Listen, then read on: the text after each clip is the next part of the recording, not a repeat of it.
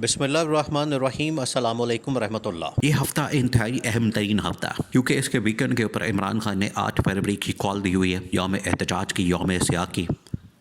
और उस दिन इमरान खान ने तहरीक का ऐलान कर देना।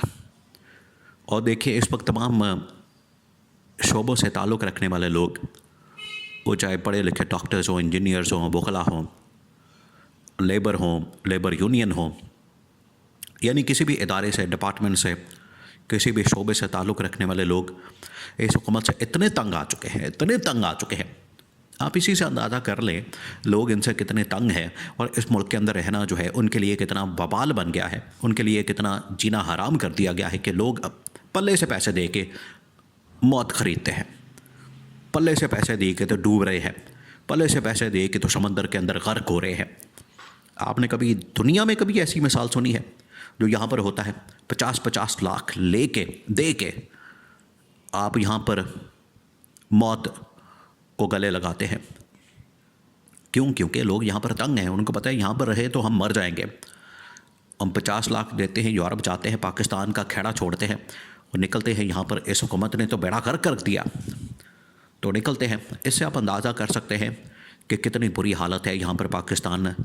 पाकिस्तानियों के लिए कितना एक अज़ाब बन चुका है और इस हुकूमत की वजह से ये हुकूमत बराह रास्त इसकी ज़िम्मेदार है।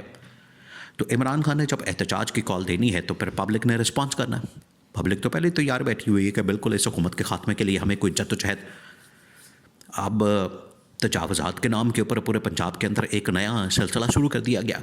आपने अगर हटाना है, आपने लोगों की दुकानें तोड़नी है, घर तोड़ने हैं, आपने सरकारी जो एक बदमाशी और सरकारी आपने वहाँ पर एक सिलसिला शुरू किया है, उसकी वजह से आम आदमी का तो बेचारे का उसका कारोबार भी, उसका रोज़गार भी, कारोबार और रोज़गार की वजह से ही तो पाकिस्तान लोग छोड़ के जाते हैं।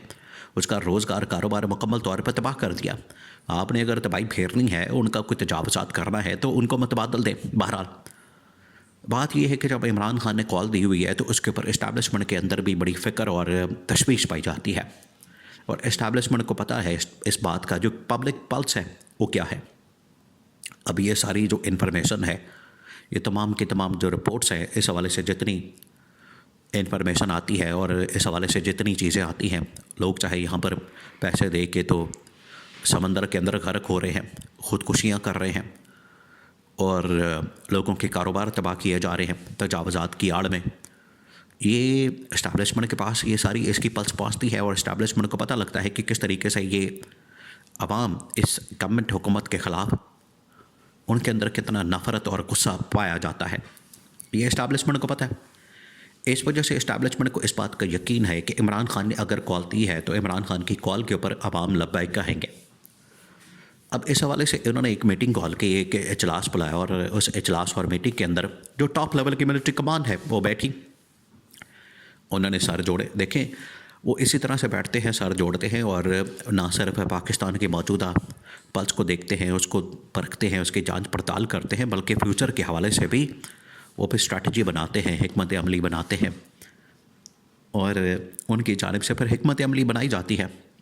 तो जो टॉप मिलिट्री कमान है वो बैठी है इस वक्त जनरल आसिम के साथ और उन्होंने इमरान खान की कॉल के बाद पैदा होने वाली सूरत हाल को सामने रखते हुए कुछ इक़दामात करने के हवाले से बात की है कि हमें आखिरकार किस तरीके से ये इमरान खान की कॉल है, उसके नतीजे में जो पब्लिक बाहर आएगी उसको कैसे कंट्रोल करना है। तो ये जो टॉप मिलिट्री कमांड है ये आखिरकार बैठी है। अब इस हवाले से उन्होंने मुख्तलिफ़ चीज़ों के ऊपर गौर फ़िक्र किया। उन्होंने आखिरकार ये सारा मामला जो है वो देखा है और उसको परखा है, उसकी जांच पड़ताल की है।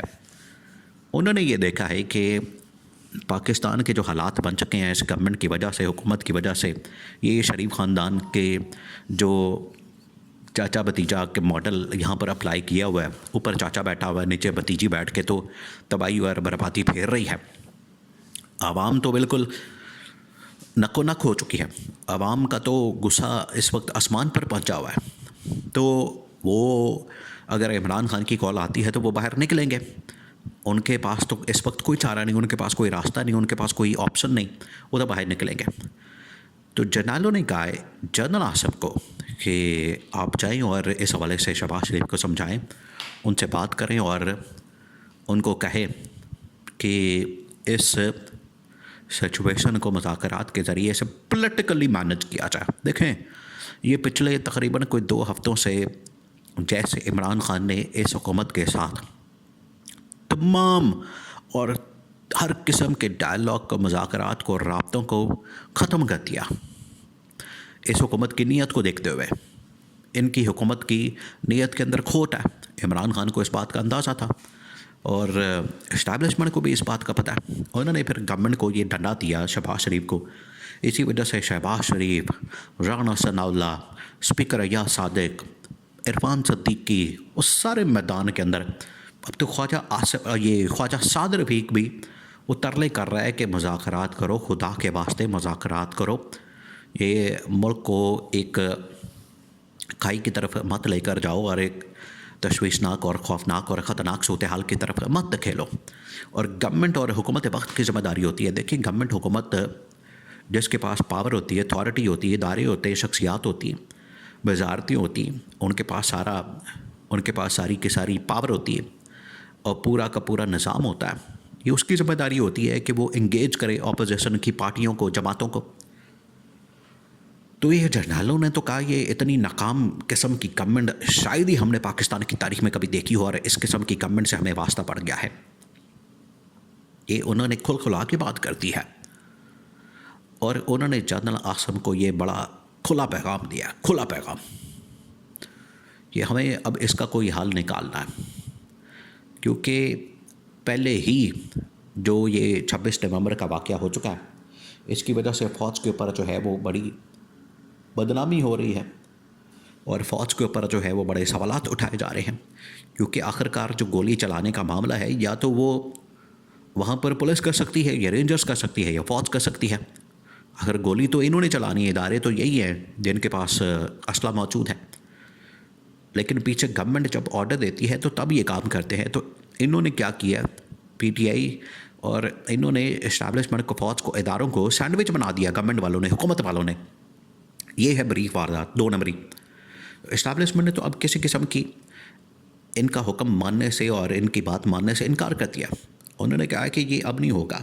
इस मरतबा अगर कोई ऐसा वाक़या हो गया, कोई अनहोनी होगी या कोई ऐसा इंसिडेंट हो गया, तो फिर शहबाज शरीफ को घर जाना पड़ेगा, शहबाज शरीफ को इस्तीफ़ा देना पड़ेगा, शहबाज शरीफ की छुट्टी होगी। ये फिर हम इल्ज़ाम अपने सर नहीं ले सकते। ये उन्होंने बताया है, जनरल आसिम के सामने ये मामला रखा है और इस्टेब्लिशमेंट को इस बात का अंदाज़ा है कि इस मरतबा हम किसी सूरत भी इसको अफोर्ड नहीं कर सकते।